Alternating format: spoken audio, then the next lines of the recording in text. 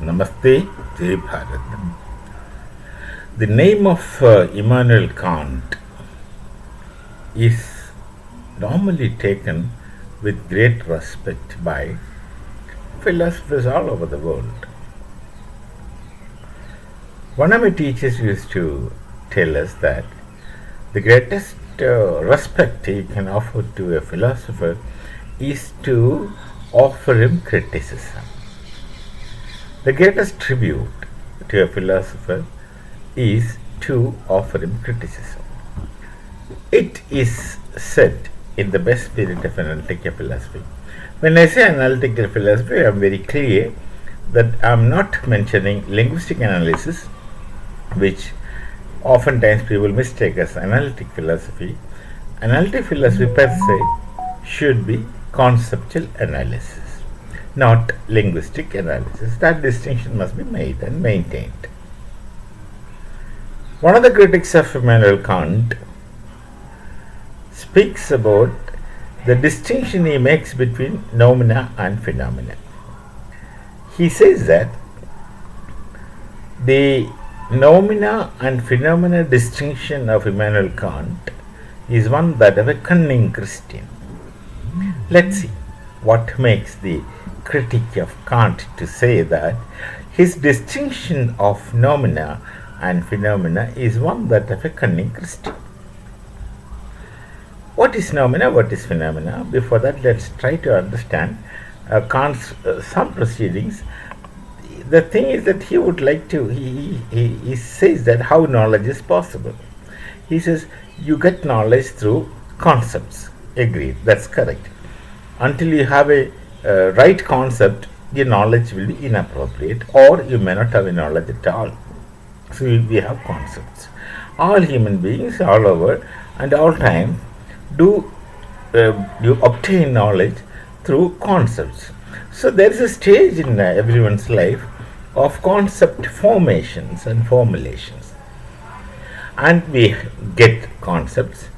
Some say that by the age of 10 we have some fairly good amount of concepts. Anyway, that's a different area.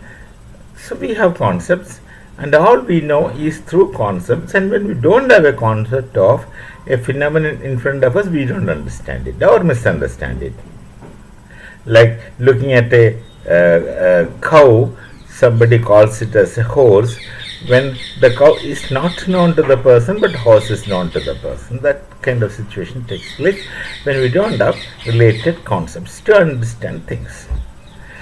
So Kant also says that knowledge is possible through concepts, and then he gets into this tremendously beautiful, wonderful analytical enterprise. He tries to speak of concepts, and he calls them as categories of concepts through which understanding is made possible. I will make it fast because otherwise it's a long area. He talks about categories of concepts, and he makes a list of concepts through a transcendental metaphysical deduction of categories of concepts, and he comes up with 12 such categories, and all the 12 categories, which are divided into 4 groups, 1, 2, 3, where the third category is always a synthesis of category 1 and 2.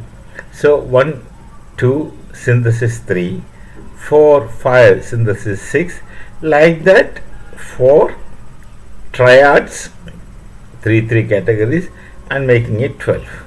And then, of course, he is very hopeful and ambitious and confident that the entire human knowledge is possible only through these 12 categories, and there can be no knowledge outside these 12 categories, because he is so confident that these 12 categories takes care of all possible thinkable knowledge. Fine. That he has done. Then he goes into speaking about time, space, etc. And he goes on discussing about the metaphysical and transcendental exposition of time, metaphysical and transcendental exposition of space, all those things he doesn't. Then he goes into saying that there are two worlds.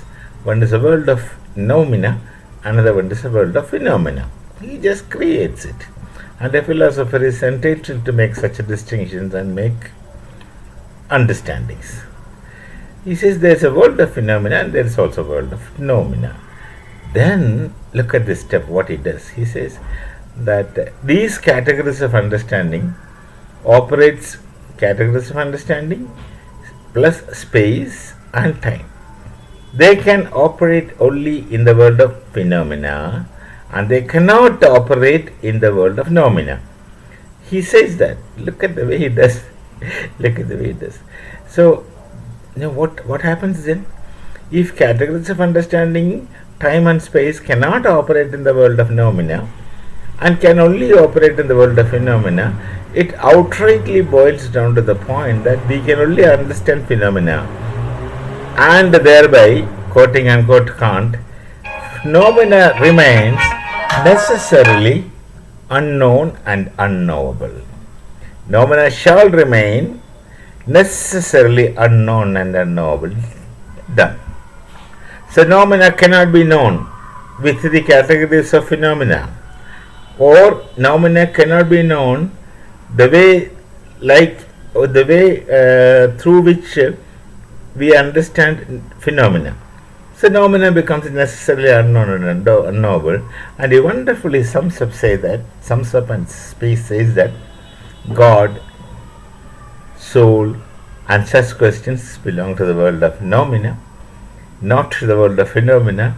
So you just can't, remaining in the phenomenal world, speak about noumena, and then of course the rest is open to question for everyone.